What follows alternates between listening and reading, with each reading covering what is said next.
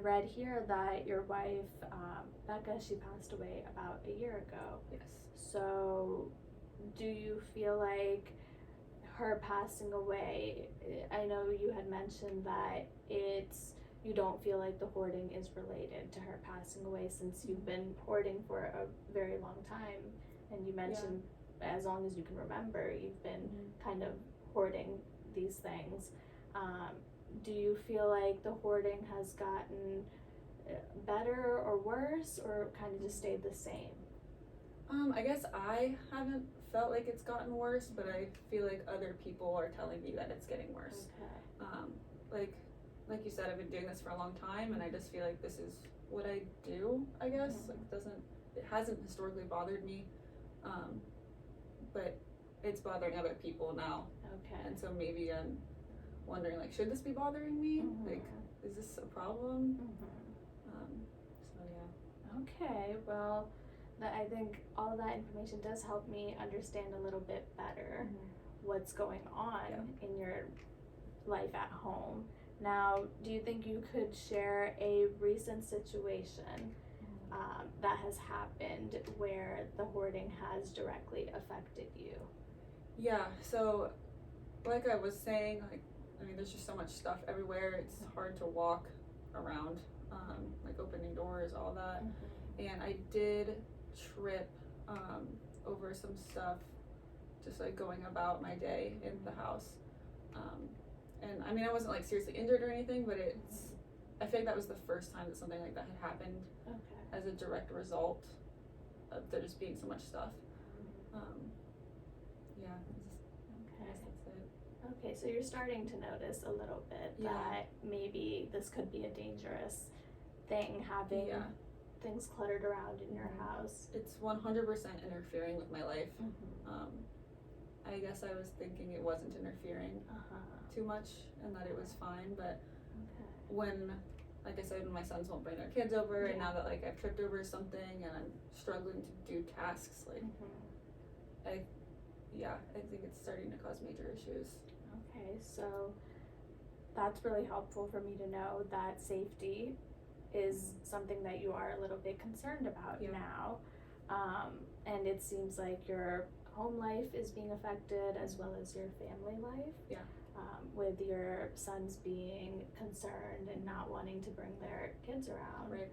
Now, do you think it's partly because it could be a safety concern for the kids as well? Yeah, I definitely think that's part of it. I guess like I felt like it was fine for me. It didn't really bother me until this recent time when I tripped. I didn't see any safety concerns until very recently, but after that happened, I can definitely see how like little kids in this area could be unsafe for sure. Like if something fell on them or if they tripped over something, it could potentially be a lot bigger of a problem. So yeah, I guess I'm just starting to think about and come to terms with like maybe this is a much bigger problem than I thought. Okay, so it's becoming more clear to you now. I think so, yeah. Okay. Well, it's good that you're able to see that and reflect on what's actually going on in your life. So considering the challenges you're facing right now, William, something that I'm going to recommend, it might seem a little counterintuitive. This approach is called a paradoxical intervention. Okay, so does that name ring a bell to you? I don't think so. Okay, I didn't think it would. So a paradoxical intervention is something that I'm gonna have you keep doing the same thing that you're already doing. Okay. Because I want you to be able to see alternatives to what's going on. So right now, when you think about the hoarding, you've mentioned before that you've tried different things, and you didn't really notice that anything was really happening. Right. And then like you just haven't been able to stop. You've been doing this for a pretty large portion of your life now. So clearly you haven't been able to stop. And so what this intervention is going to have you do is I'm going to have you leave things intentionally in places, okay? So for the next week, what I'm gonna have you do is I'm gonna have you just, everything you collect, I want you to just keep it in one space. I want you to pick a room, it can be any room in your house, and everything you collect, I want you to keep it in that room. Okay. Okay? I mean, yeah, it seems interesting. I don't think I've heard of anything like that, but I can try that. Okay, so does that sound doable for you? Yeah. Okay. I think I could do that. That seems less scary than getting rid of everything Yeah, at once, so I guess. we don't want to get rid of anything right now. Okay. Because I know that's something that would be jumping straight to the solution, right? Right. And I'm sure you've tried that before. Yeah, and it did not go very well. And in the past, when you tried that, what ended up happening?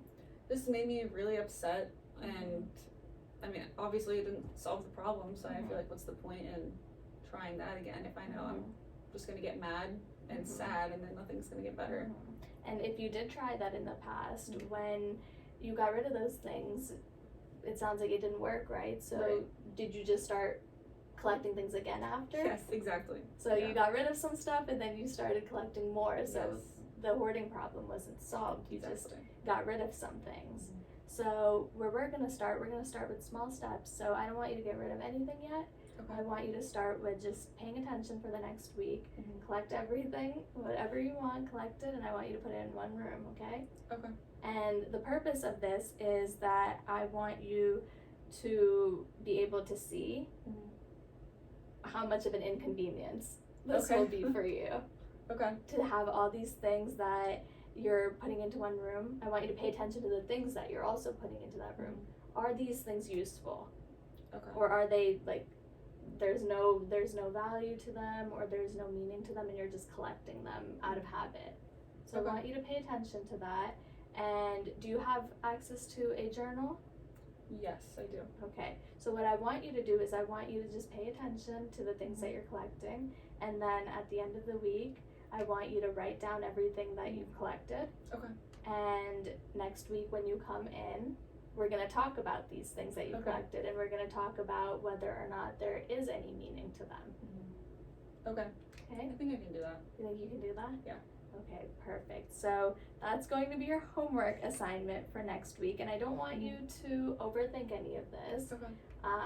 It's just a simple little, like, just collecting things. If it seems a little bit too hard to write anything about it, then don't even worry about that, because we'll talk about it when we meet next week, okay? That sounds good. I can do that.